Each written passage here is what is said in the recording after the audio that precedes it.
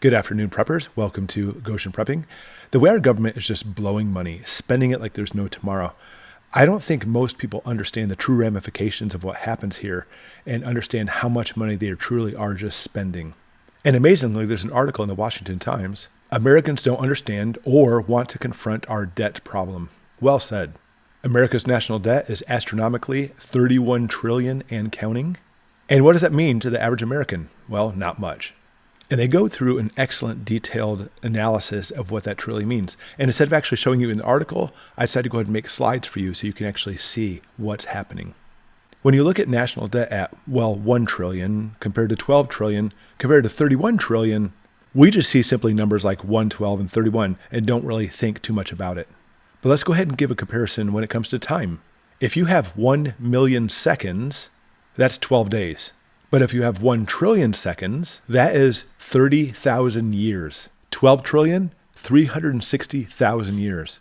And today's numbers, 31 trillion, 930,000 years. Whoa. And it's been calculated that if every American dishes up $50,000, here you go, from their own money, it'd pay off the debt. First off, that's never going to happen. But few people understand the ramifications of how much money we truly need to put in to get this debt erased. But wait, those are the figures for 2009. Today, with our current debt, we need $124,000 from every man, woman, and child. Time to pay up. Going from 12 trillion to 31 trillion, that's a growth rate of $1 million every 30 seconds. $1 million every 30 seconds, 24 hours a day, around the clock.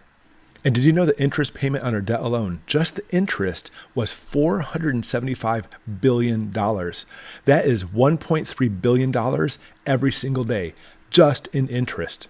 Think about this. If you take out a loan and the interest rate is far beyond what you could repay, just the interest, you're going to declare bankruptcy. Yet, that is exactly the situation we're in here in the United States. Check this out. Hyperinflation of 1923, of course, we're talking about pre-Nazi Germany. Their banks were printing off money like it was going out of style. By 23, the nation's central banks were using more than 30 paper factories, almost 1,800 printing presses, and 133 companies just to print their money. And because of that, massive inflation. Are you seeing what's happening here? We're having massive inflation. Is that because of anything but the government printing money? That's what's doing it. In 1918, a loaf of bread cost 1/4 of a Reichmark. By 1922, it was actually 3 Reichmarks. By 23, 700 Reichmarks, 1,200 in May, 100,000 in July, 2 million in September, 670 million in October, and 80 billion in November.